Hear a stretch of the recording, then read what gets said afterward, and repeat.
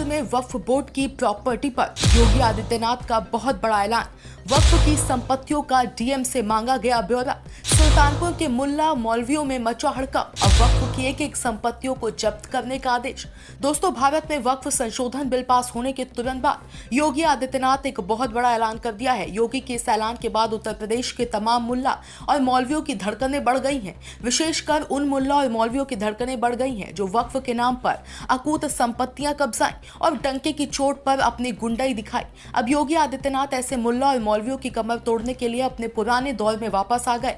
भारत की सबसे बड़ी संसद में वक्फ संशोधन बिल पास होने के तुरंत बाद योगी आदित्यनाथ उत्तर प्रदेश के सभी जिलाधिकारियों को एक पत्र जारी कर वक्फ की सारी संपत्तियों का डेटा खंगालने का आदेश दे दिया, जिसके बाद से उत्तर प्रदेश के उन मुल्ला और मौलवियों की धड़कनें तेज हो गई जो वक्फ के नाम पर सरकारी संपत्तियों को भी नहीं छोड़ा था।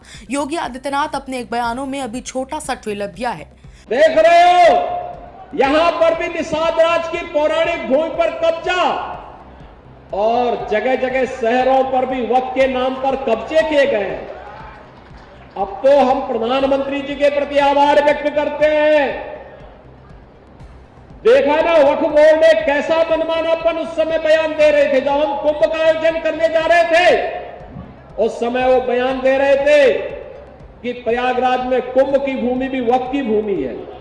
अबे हमने कहा ये बोर्ड क्या भूमाफिया बोर्ड हो गया क्या? भूमाफिया प्रदेश में नहीं चल सकते। माफियाओं को तो हम पहले ही विदा करा चुके हैं प्रदेश से। अब उत्तर प्रदेश में माफियागिरी नहीं चलेगी।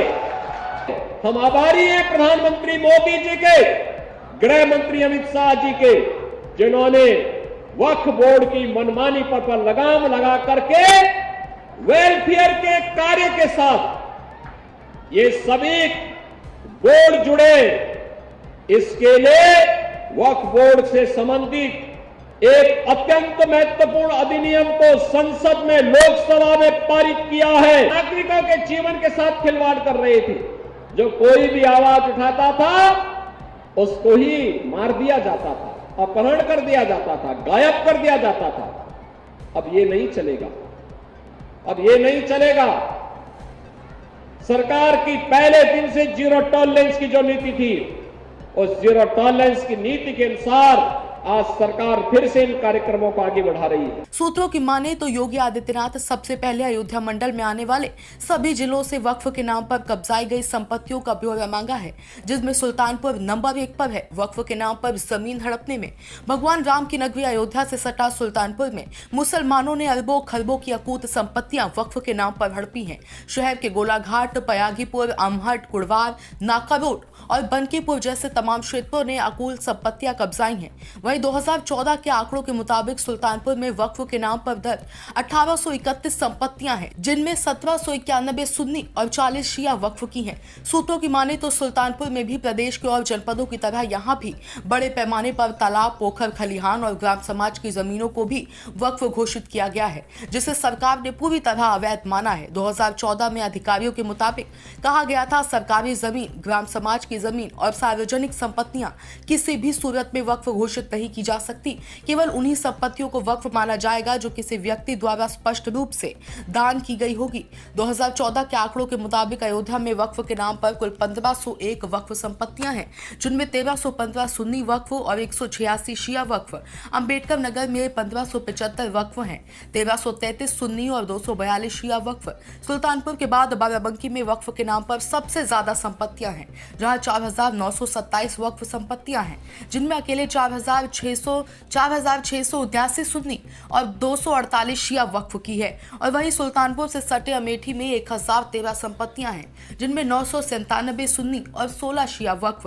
फिलहाल योगी आदित्यनाथ वक्फ बोर्ड द्वारा अवैध रूप से घोषित संपत्तियों के खिलाफ सख्त रुख अपनाना शुरू कर दिया है। सरकार ने जिलाधिकारियों को निर्देश दिए हैं कि वो अभियान चलाकर ऐसी वक्फ संपत्तियों की पहचान करें जो राजस्व अभिलेखों में दर्ज नहीं है और जिन्हें नियमों के विरुद्ध वक्फ घोषित किया गया है। इन संपत्तियों को चिन्हित कर आगे जब्ती की कार्रवाई की जाएगी। बता दें, जानकारी के मुताबिक राजस्व विभाग के अनुसार उत्तर प्रदेश में वक्फ बोर्ड की ओर से जिन संपत्तियों का दावा किया गया है उनमें से अधिकांश का कोई आधिकारिक रिकॉर्ड नहीं है। राजस्व अभिलेखों के अनुसार सुन्नी वक्फ बोर्ड की केवल 2533 संपत्तियां दर्ज हैं। वहीं शिया वक्फ बोर्ड की 430 संपत्तियां ही अधिकृत रूप से पंजीकृत है, जबकि वक्फ बोर्ड द्वारा घोषित आंकड़े इससे कहीं अधिक हैं। सुन्नी वक्फ बोर्ड की 1,24,355 संपत्तियां और शिया वक्फ बोर्ड की 7,785 संपत्तियां।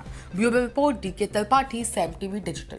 सब्सक्राइब करें साम टीवी, क्योंकि हम आ गए हैं अब आपके बीच, दिखाएंगे सत्ता के वादों और अपराधियों के एक एक कारनामे की हकीकत। और हाँ, अगर आपके पास भी हो कोई ऐसी खबर तो कमेंट करके हमें बताएं, क्योंकि बिना डर और दबाव के हम दिखाते हैं हर एक खबर डंके की चोट पर।